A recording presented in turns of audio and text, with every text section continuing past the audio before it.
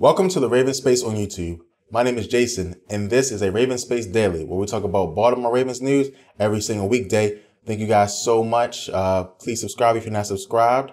Also, please follow me on social media, Instagram, Facebook, and Twitter for content that you can't get anywhere else. I want to thank you guys so much for rocking with us this week. We're going to hop into the news stories. We have 3 great news stories for you today. And the first news story comes from ESPN. And ESPN ranks the confidence level of every quarterback for every NFL team. And so for Joe Flacco and the Baltimore Ravens, they're ranking our confidence level as holding steady. And there's several confidence levels that you have, declining trust, earning trust, wait and see, different confidence levels like that. The top tier is completely confident. Quarterbacks like Tom Brady, Aaron Rodgers are in that group. So with Joe, we have holding steady. And I interpret that as we know what Joe can do. We just need Joe to do it, but we haven't lost faith in Joe to be able to do it. And so there's some quarterbacks who, you're losing faith in, right? And so one of those quarterbacks, for example, is Alex Smith, right? Alex Smith's a good quarterback. Sometimes he gets a bad rap, but he's a quarterback that goes to the playoffs and then gets bounced out. Because he can take the team up and over. And we've seen Joe can take the team up and over.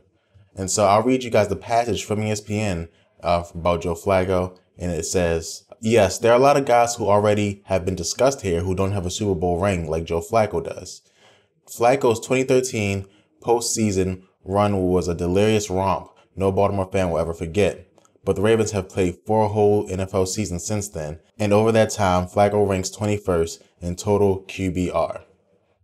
And so I have confidence in Joe Flacco. I think Joe Flacco is a great quarterback. If you went to a lab and you had to make a quarterback, tall, stands in the pocket, strong arm, can make every throw, you come out with Joe Flacco. And I love that about him. That's how I would choose my quarterback, right? I like running quarterbacks, I like the, dunk and dink, accurate quarterbacks, but a strong arm quarterback that can stand in the pocket and just sling the football is how I like my quarterbacks. And that's what Joe is. And I have not lost 1 ounce of confidence in him. Now, I do realize that he can't do it by himself, right? He's not as magical as like an Aaron Rodgers, right? I know that. And I knew that before. From his rookie season, I saw the way he played and I knew that. But he's a great quarterback that if he gets some help, will be able to make plays. When he had Anquan Boldin, and Anquan Boldin, was a great receiver, but he didn't get open like a lot of people thought he did, right? Anquan Boldin, wasn't like a Odell Beckham where he was getting open all the time, like, breaking people's ankles in the route. What Anquan Boldin did was he caught tough balls. And if we give Joe Flacco a receiver who can catch tough balls, I promise you Joe Flacco will be a better quarterback next year. And that's just my rant and my diatribe. I like Joe Flacco. I have not lost confidence in him. I do have confidence that he can be a top 10 quarterback. And again, in the postseason, he's a top 4 quarterback, in my opinion. So let me know what you think about Joe Flacco. Have you lost confidence? Let me know in the comments below. I actually pinned that question so you guys can see it there as well. The next story is about Darren Waller. Comes from the Baltimore Sun. And it's about a rumor, right? And a couple of days ago, I was asked a question about this, and it's coming back now to, I won't say to haunt me. The question is, will Darren Waller go to a wide receiver? And so if you guys don't know who Darren Waller is, he's a tight end for the Baltimore Ravens. Again, ran a 4.4, super tall, has a lot of gifts, physical gifts that a lot of other tight ends especially don't have, and even receivers don't have that height. And they're talking about moving him back to receiver. And there's mainly one reason why you do this. If you take Darren Waller from tight end, right, and move him to receiver, you complete 2 things. You free up a tight end space. Now, maybe instead of having to keep Darren Waller and cut 3 tight ends, now you can keep Darren Waller and only cut 2 tight ends, right? Because now, instead of having 6 tight ends, you have 5. So that's the first thing. The second thing is, the Ravens are looking at it like, hey, we know who Darren Waller is. These other undrafted rookies, we might not have confidence in them. Let's move him back a receiver and let him play, in the games and let him get some time. Because Waller, again, if he can utilize his speed and get confidence in his route running, he'll be able to make plays for the Ravens. And last year, I know I told you guys I thought he looked slow, and I really do think it's because he was not confident in running his routes. So we will see what happens, but this is a real thing now. This is now no longer speculation. People are really talking about this, not just here, but also in the Baltimore Ravens organization. Again, Darren Waller could play both positions. I like to keep him at tight end because I think he's a matchup issue at tight end. And also he's more confident in that position. Again, at receiver, you're on the island. It's not about just being big and fast.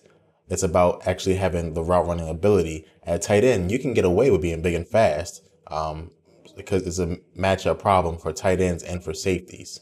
So we'll see how it goes. Let me know what you guys think in the comments, of course, and we'll move on to the next story. And the last story of the day comes from ESPN again, and it's about Bill Barnwell. He's a writer for ESPN, and he graded the offseason report cards for the AFC North. Of course, that's the Ravens, Bengals, Browns, and Steelers. And for the Ravens, he gave us a B-. Now, I think that we had a better offseason than B-, but not by much. I think that we had like a B. And he has some things in the article that you guys can read up on. But I'll tell you why my pros and cons. Pro number one, the defensive free agent signings are amazing. Tony Jefferson's going to be a beast. I think Brandon Carr will be good. The contract is great for the Ravens, so I think you get high marks on that. A negative that I didn't like this offseason was the lack to address receiver. And I'm not feeling the fact that we're not helping Joe, and I want to help Joe as much as we can, and I feel like we're not doing that. So I wasn't big on that. Very disappointed. However, a pro to go along with that was Danny Woodhead. Now, Danny Woodhead is not going to change the game. He will not. But he damn sure will help in the receiving game, right? He will be a great receiver out the backfield. And in third down situations, he will allow the Ravens to run the football, right? He won't be a great runner, but he's a better running back than Juszczyk was. And the Ravens didn't have confidence in the running backs in the fourth quarter, other than Juszczyk, but now they'll have confidence in Danny Woodhead. So that's a good thing. And also, the last thing I didn't like was we let go of Ricky Wagner. And I know he was overpaid, and I know the Ravens were not going to overpay for him. And money does make you do things, but man, our offensive line is in bad shape, and I've said this hundreds of times, so I'm not going to go on a long rant. But that was a bad move that I didn't like the Ravens to do. And they really haven't addressed it. They signed 2 guards from the draft, but guard and tackle are 2 totally different positions. So, and those are the news stories for the day. And we always do our mailbag now. And our question comes from Marcus. And Marcus asked, we are building the bully ball type of Ravens team we all grew up to love, but we are still lacking a stud running back. Do you believe Dixon and West can carry us through the playoffs? Or are we banking on a running back to fall into our laps in the next few drafts? Thank you so much for your question, Marcus. And this is what I think. I think that when the Ravens won the Super Bowl, we had Ray Rice. And Ray Rice really was a non-factor in the playoffs. And so, he played I think, very good game, against the Patriots that year. But he was great in the offseason. Let's not, say that. He was great in the offseason. Sorry. But he was great in the regular season, so we're going to say that. But in the playoffs, I'm not worried about it. And in the playoffs, quarterbacks play a more important role. Again, last year we saw that there was no better running back in the league than Ezekiel Elliott. But when Aaron Rodgers is on fire, a running back can only do so much because he can't run the ball when you're down 2 touchdowns or, whatever. So I think Wes can be good. Stud, I don't think we have a stud on our team. Dixon has potential, and there's some runs that Dixon did last year. And I have a highlight video coming out for you guys. Not today, because today was Joe Flacco's playoff touchdowns in 2012. But next week with the running backs highlights. And when Terrence West can get the whole, man, he looks good. And so that would be my bet. Terrence West will be a great player. Dixon will be good. But they have to go into the scheme, and hopefully we can take advantage of them and their abilities and use them to the most effective. There will be no stud running backs in the Ravens scheme right now because we're going to be running a 3 running back scheme. Now in the draft, if one falls to the 3rd round, the Ravens will take them. But I don't think the Ravens will go get a running back in the early rounds unless it's one of the running backs that, can change your team, like an Ezekiel Elliott.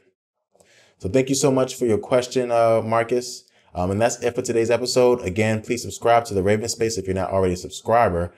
This is the place for the ultimate, most hardcore Baltimore Ravens fans. Also, please follow us on our social media. Again, Facebook, Twitter, Instagram. We post pictures there, like the news. We do special highlights and quotes and different things like that. So please go there. It's awesome. Thank you guys so much, and go Ravens.